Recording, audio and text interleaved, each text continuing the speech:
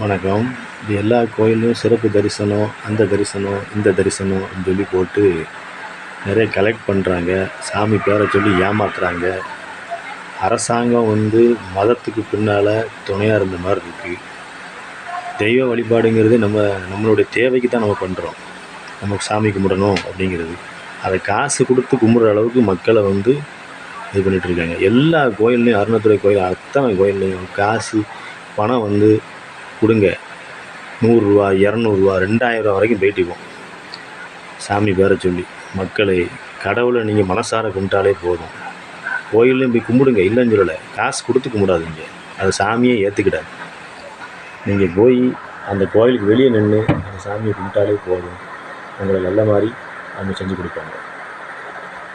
மனசார கும்பிட்டா போதும், காசு கொடுத்து கும்பிடணும்னு அவசியம் இல்லை. உண்டியில் நிறையிறதுனால தான் அரசாங்கம் அந்த கோயிலை கையகப்படுத்துது. உண்டியில் நிறையாமல் இருந்தால் அரசாங்கம் அந்த கோயில் எடுக்காது. எத்தனையோ கோயில் பாலடைஞ்சு கிடக்கு, அரசாங்கம் எடுத்து வச்சு நடத்திட்டா இருக்குது. பணம் எங்கே இருக்கோ அந்த கோயிலை மட்டும்தான் நடத்தும். அந்த கோயிலில் கியூ போடுது, அந்த கோயிலில் எல்லாம் பண்ணுது, நிப்பாட்டி விட்டுருந்தாங்க, போட்டு அதில் வருமானத்தை பார்க்காங்க. ஸ்பெஷல் தரிசனத்துக்கு பார்க்கணுமா, இதில் எல்லா ஐயரும் உடந்த நிர்வாக அதிகாரி உடந்த எல்லாமே உடந்த புரிஞ்சு செயல்படுங்க. அவ்வளோதான் நான் சொல்லுவேன். காலம் எங்கேயோ போய்கிட்டு இருக்குது. இவங்க பண்ணுற பாவத்துக்கெல்லாம் நமக்கு மிகப்பெரிய ஒரு அழிவு காத்துக்கிட்டு இருக்கு.